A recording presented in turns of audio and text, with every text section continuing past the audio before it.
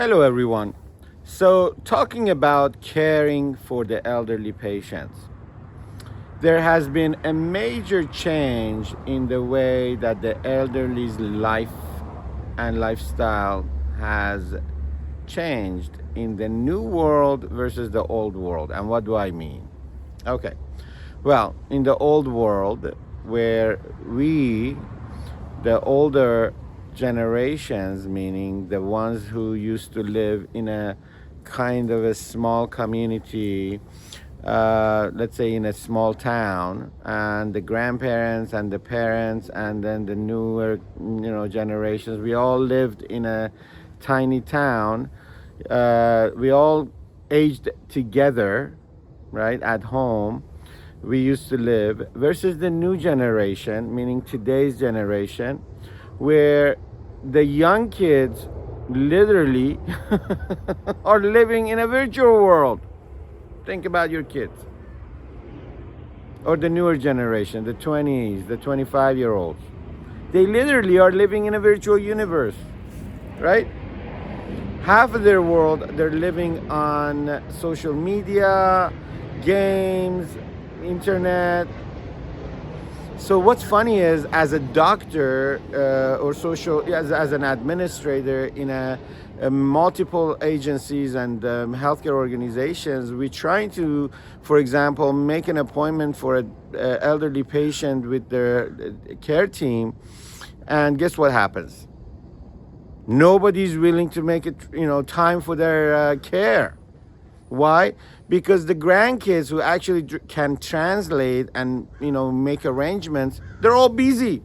Doing what? Half their time they're on social media.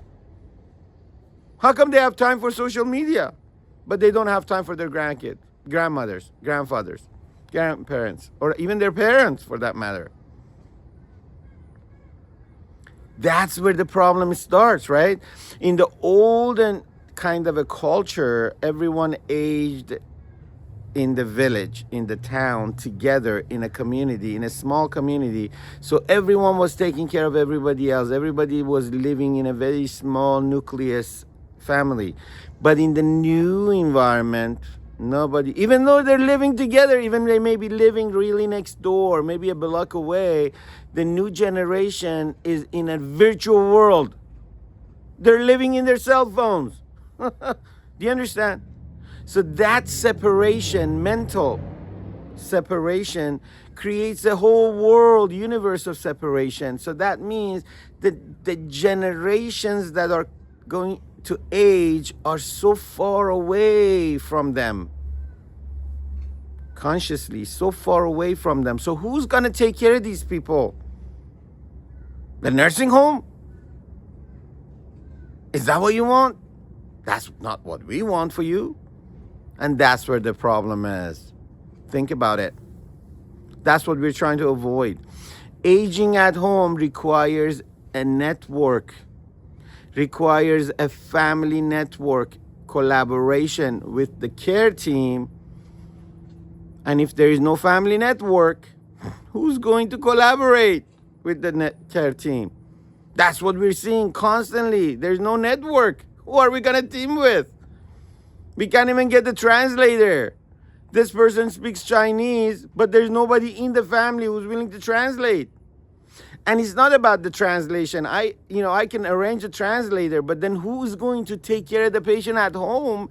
Because we have to explain things to that person who's going to then actually do the work at home. But if there's nobody involved, who's going to do the do? Right? Who's going to take care of the patient? Who are we going to explain things to? Do you understand